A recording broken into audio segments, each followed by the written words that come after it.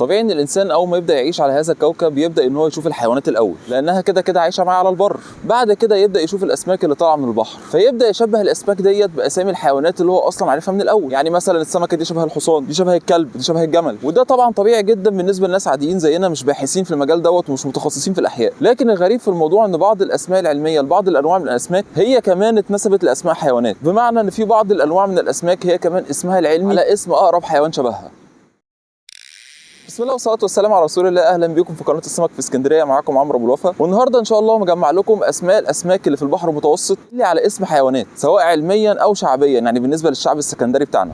بس في البدايه كنت حابب اشكر كل الناس اللي دعمت محتوى السمك في اسكندريه. بفضل الله ثم بفضلكم المحتوى عدى ال 10000 مشترك، وطول ما الفيديو شغال هسيب لكم امثله من ريفيوهات ودعم الناس الجميل لمحتوى السمك في اسكندريه. اكتر سؤال بتساله ليه بقاله فتره المحتوى ده مختفي؟ باختصار شديد، كل ما الظروف الاقتصاديه بتبقى اصعب يبقى صعب عليك انك تكمل في اي هوايه. كمان بقالي فتره كبيره بحاول اسس لقناه اسمها شط الاسلام. هدف القناه الجديده ديت انها تشرح مبادئ الاسلام من البدايه خالص. اتمنى تدعموني فيها. هسيب لكم اللينك بتاعها في مربع الوصف تحت الفيديو. يا ريت تشتركوا في القناه الجديده، واللي يشوف محتوى فيها يسيب لي كومنت برايه، ان رايكم بيفرق كتير وهو ده اللي بيخلي المحتوى يتطور. نرجع لموضوعنا. اول سمكه معانا اسمها على اسم حيوان هي سمكه البوري. جرت العاده ان في انواع معينه من سمكه البوري او احجام معينه من سمكه البوري اسمها شيلون. والحقيقه ان اسم شيلون ده هو الاسم العلمي لعيله سمكه البوري، وكلمه شيلون معناها سلحفه، يعني هي تعرف علميا باسم عيله السلاحف. ووجه الشبه بين اسماك البوري والسلاحف هو البق المثلث اللي ما فيهوش اسنان. نيجي بعد كده للسمكه ابو جناحات، زي سمكه الفراخ المدرعه واللي جسمها مدرع بالكامل وعملنا محتوى مخصوص عشانها، وسمكه الحمام اللي بتطير بره الميه مسافات طويله جدا، وسمكه الفراخ البني ام جناح جميل، وبنت عمها سمكه الفراخ الحمراء بالوانها الجميله،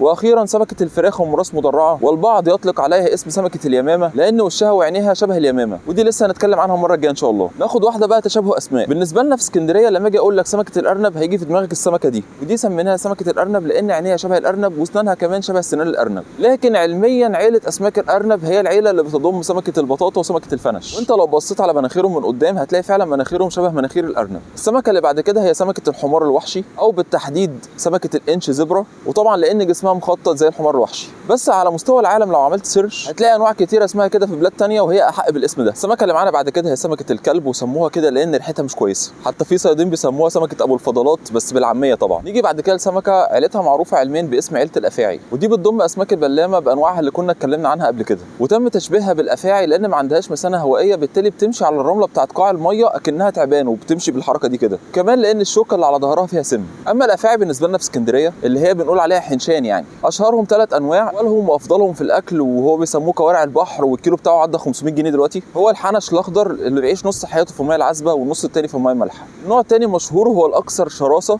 هو تعبان المرينه، ورغم ان طعمه حلو جدا الا ان هو صعب جدا تاكله لانه لحمه مليان شوك بشكل مش طبيعي. اخر نوع مشهور هو الحنش الدفاس، وده بيستخدم اكتر كطعم لانه هو اصغر من انه يتاكل، كمان لو هو حي بيبقى طعمها حلوه لسمكه زي سمكه اللوت مثلا. السمكه اللي معانا بعد كده معروفه باسم سمكه المشكتلي، والبعض يطلق عليها سمكه القرد، وهي من نوعيه الاسماك اللي بتدفن نفسها تحت الرمله وبتطلع كده جزء من جسمها شبه الشعره كده بيتحرك اكنه دوده، فيجي السمك اللي طالع يرعى وياكل بيدور كده في الرمله فيشوف الدوده دي بتتحرك فيحاول عشان يقرب يشوف الدوده ديت، فالسمكه تروح جايه ايه بلعاه. السمكه اللي معايا في الصوره دي انا مطلع منها سمكه موسى كبيره وجمبريه جامبو. السمكه اللي معانا بعد كده معروفه بالانجليزي باسم سمكه السحليه، وده لانها شبه السحليه بدرجه كبيره، يعني لونها بالطول من تحت فاتح ولونها بالطول من فوق غامق شبه السحليه، كمان بقها مثلث شبه السحليه، وحركتها على رمله قاع البحر شبه حركه السحليه. حتى الخنزير له نصيب معانا بس احنا بنقول عليه حلوف. وعندنا في البحر المتوسط فيه 3 حلاليف، اولهم واكبرهم حجما هو الحلوف السويسي وبيسموه حلوف الشرق، بعد كده الحلوف وحيد القرن واللي بيسموه البلاطه، واصغرهم الحلوف البلدي اللي هو اساسا جالنا عن طريق قناه السويس. في سمكه في المحتوى بتاعنا احنا سميناها سمكه الحلوف، بس طلع الاسم الاصح ليها هو سمكه العفريت، غير ان في سمكه ثانيه اساسا اسمها العفريت، بس الثانيه دي في الحقيقه اصلا سمكه زينه واسمها كرومز. اما اسم قطه فاحنا بنقول على سمكه شبه الرقات بالظبط بس بقها من فوق. اما البقر فهو نوع من انواع المحاريت، يعني المحرات عندنا 4 اقسام. القسم الاولاني اسمه المحرات الحر او عروسه البحر، وده اي محرات شكله كده، وفي منه نوعين في البحر المتوسط وده احلاهم في الاكل.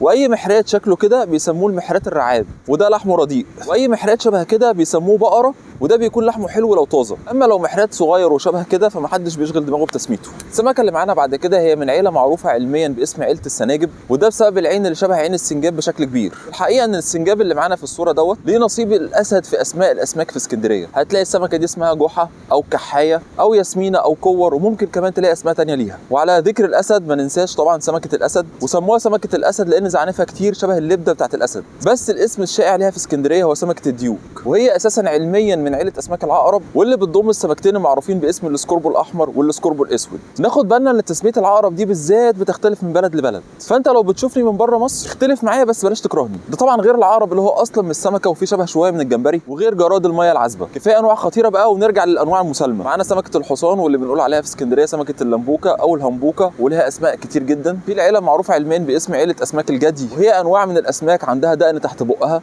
معروفه بالنسبه لنا باسم اسماك البربون، والذكر من المعيز اسمه تيس. والسمكه دي عندنا في اسكندريه معروفه باسم سمكه التيوس، وانا ما اعرفش ليه. طبعا ده غير سمكه الجمل اللي اول ما هتشوفها هتعرف ليه سموها سمكه الجمل، عشان عندها سنام شبه الجمل. وسمكه ابو زماره اللي عندها منقار شبه الزماره كده وطويل. في اسم تاني ليها هي سمكه العصافير. واخر حاجه سمكه البغبغان ابو عضه جنان، وده لسه هنتكلم عنه بالتفصيل بعد كده. لو في اي سمكه اسمها على اسم حيوان وانا نسيت اقولها يا ريت تكتبوها لي في التعليقات تحت. الف شكر ليكم، الف شكر، اكتر من 10000 مشترك، وصلي على النبي صلي.